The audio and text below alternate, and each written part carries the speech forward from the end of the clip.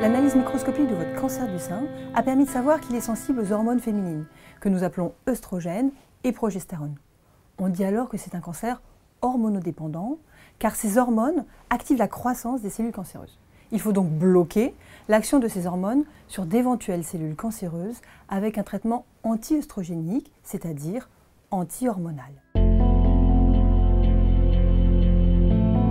Comme vous n'êtes pas ménopausée, votre traitement est basé sur un médicament, le tamoxifène, qui fait barrage à l'action des œstrogènes, même si ce traitement peut être prescrit éventuellement chez les femmes ménopausées. Il est d'une grande importance car le tamoxifène permet de prévenir les rechutes du cancer du sein traité et protège également l'autre sein. Le dosage recommandé est de 20 mg par jour. La durée de ce traitement peut varier entre 5 à 10 ans.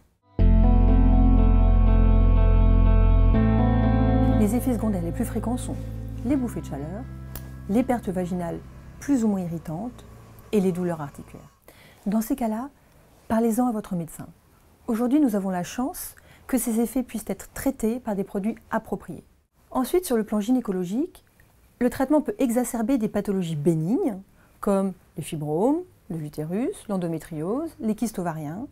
Parfois également, le tamoxifène peut agir sur la paroi de l'utérus, qu'on appelle endomètre, et entraîner des modifications de cette paroi, notamment des polypes non surveillés, non traités. Ces polypes peuvent évoluer vers un cancer de l'endomètre, mais ceci est très rare. Néanmoins, il est indispensable d'avoir une surveillance gynécologique avec un examen gynécologique et des frottis une fois par an. Malgré d'éventuelles perturbations du cycle, voire même une absence de règles, le tamoxifène n'est pas contraceptif. C'est pour ça qu'on vous conseille d'utiliser une contraception efficace, non hormonale, comme par exemple le stérilet.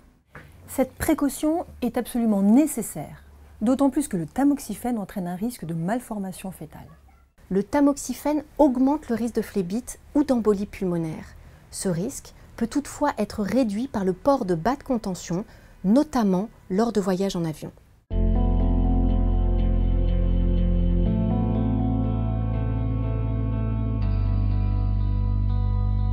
Le traitement par tamoxifène peut générer plusieurs effets indésirables. Nous allons détailler les plus fréquents et donner quelques solutions pour essayer de les gérer. Les effets secondaires non traités dans cette vidéo sont détaillés dans les fiches que votre médecin référent peut vous fournir. Le but est de poursuivre dans de meilleures conditions l'hormonothérapie qui est un traitement majeur du cancer du sein. Le plus souvent, le tamoxifène est prescrit chez les femmes non ménopausées. Parfois, il est prescrit en association à des injections dont le but est de bloquer les ovaires. Ces injections peuvent donc augmenter des symptômes de ménopause.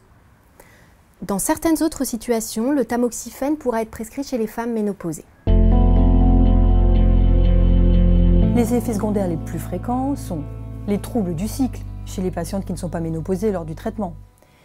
Il est fréquent que les patientes sous tamoxifène ne voient pas revenir leur cycle ou qu'il soit très irrégulier. Cela ne veut pas forcément dire qu'elles sont ménopausées. C'est d'ailleurs pour cela qu'il faut toujours conserver une contraception efficace. Simplement, le tamoxifène a tendance à dérégler le bon fonctionnement des ovaires. Les règles peuvent, chez certaines patientes, revenir après la fin du traitement. Cela dépend de l'âge de début des traitements et du type de traitement reçu. Les bouffées de chaleur. Ces symptômes sont fréquents et accompagnent souvent l'arrêt des règles. On peut proposer une prise en charge médicamenteuse ou non médicamenteuse. Concernant la prise en charge non médicamenteuse, l'hypnose et l'acupuncture ainsi que l'auriculothérapie peuvent apporter une amélioration prolongée dans le temps. Une consultation est possible à l'Institut Curie ou proche de chez vous. Concernant la prise en charge médicamenteuse, certains médicaments, au départ utilisés dans une autre indication, comme les antidépresseurs, ont montré une certaine efficacité, mais leur prescription doit tenir compte des effets secondaires spécifiques de ces traitements. D'autres traitements sont parfois proposés, dont l'efficacité est modérée et non évaluée chez les patientes ayant eu un antécédent de cancer du sein, comme les traitements à base d'extrait de pollen. La prise de poids, celle-ci peut être multifactorielle, liée en partie au traitement, à la modification du rythme de vie et à l'alimentation. Celle-ci peut être en partie responsable de douleurs, de fatigue et d'une difficulté à se réapproprier son corps. Deux prises en charge sont fondamentales. D'une part, un bilan de vos habitudes alimentaires avec un nutritionniste pour réapprendre les bases d'une alimentation variée et équilibrée. Et d'autre part, une activité physique régulière qui permettra une stabilisation de votre poids. Un autre effet qu'on rencontre souvent aussi, c'est la fatigue. Cette fatigue arrive bien sûr à la fin d'un parcours de traitement important avec la chimio, la radiothérapie, l'hormonothérapie. Devant la fatigue sous traitement, il convient d'abord de consulter votre médecin afin de pouvoir éliminer une autre cause organique, notamment une anémie ou un problème de la thyroïde.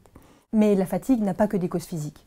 La maladie, le parcours de soins, les modifications corporelles, l'adaptation de son mode de vie, tout cela demande des efforts physiques et psychiques qui sont consommateurs d'énergie.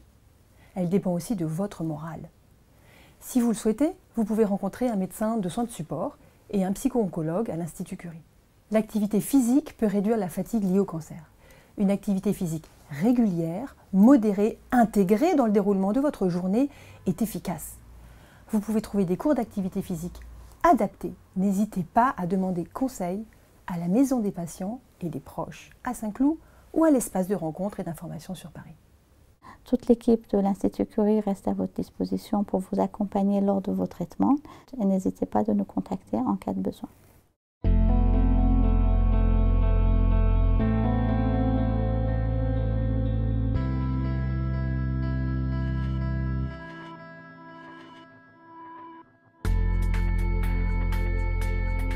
J'ai eu un traitement, un cancer qui était hormonodépendant. Donc le fait de prendre ce médicament va stopper la sécrétion de mon corps et donc diminuer les risques de récidive. Donc je considère que c'est une chance, même si effectivement il y a de nombreux effets secondaires, notamment la sécheresse de certains de mes organes, donc il y a les yeux, la sécheresse intime également, effectivement, et beaucoup de douleurs articulaires et énormément de douleurs musculaires. Comme une grosse grippe, cette sensation d'être passé sous un rouleau compresseur, aussi bien pour les douleurs articulaires que musculaires, effectivement. La pratique du sport, c'est hyper important dans la vie de tous les jours, mais encore plus quand on a eu un cancer. Je me fais un peu violence pour y aller, mais on se sent tellement bien pendant et encore tellement mieux après avoir pratiqué ces séances parce que on a la satisfaction de prendre complètement la maladie jusqu'au bout, complètement en main, et surtout l'effet secondaire c'est qu'effectivement on se sent beaucoup mieux dans notre tête et beaucoup mieux dans notre corps.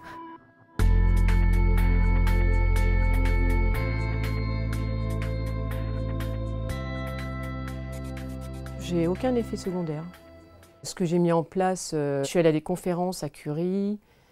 Voilà, on essaye quand même effectivement de mieux manger. Et j'essaye de plus préparer des repas à la maison que des plats cuisinés. Plus de légumes, plus de fruits, moins de viande rouge, plus de poissons.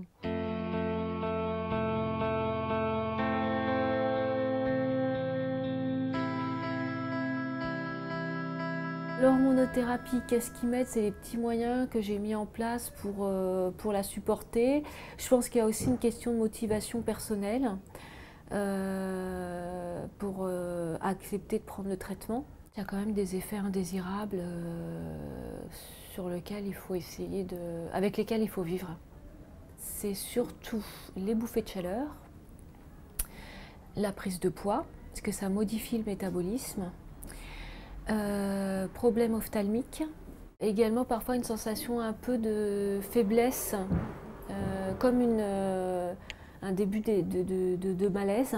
Le premier impact, ça a été les bouffées de chaleur. On m'avait dit à Curie d'aller voir, d'essayer l'acupuncture et l'hypnose. Alors j'ai pas essayé l'hypnose, mais l'acupuncture comme mon médecin le fait, du coup je suis allée la voir. Alors j'ai fait des tonnes de séances. Elle m'avait prévenu que ce serait assez long, qu'il fallait en faire pas mal, mais il y a quand même eu un impact positif, aussi bien sur l'intensité des bouffées de chaleur que sur le nombre des bouffées de chaleur, donc ça a réduit.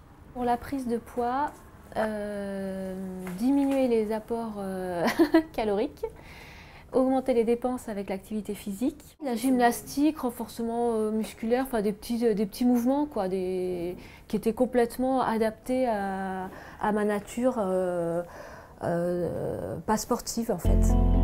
Qu'est-ce que je peux dire à toutes les personnes qui utilisent le tamoxifène, qui ne le supportent pas et qui hésitent à le prendre ou qui l'ont abandonné? D'abord leur rappeler l'importance du bénéfice à long terme sur les risques de récidive. Je pense qu'il faut repartir sur une bonne dynamique de vie, que ce soit par le travail ou sans travail, ne pas rester enfermé. Et du coup, ça met à distance quand même le traitement en fait. On le sent moins si on a d'autres choses à faire, si on a d'autres choses à penser, si on met en place des stratégies qui permettent d'effacer les effets secondaires.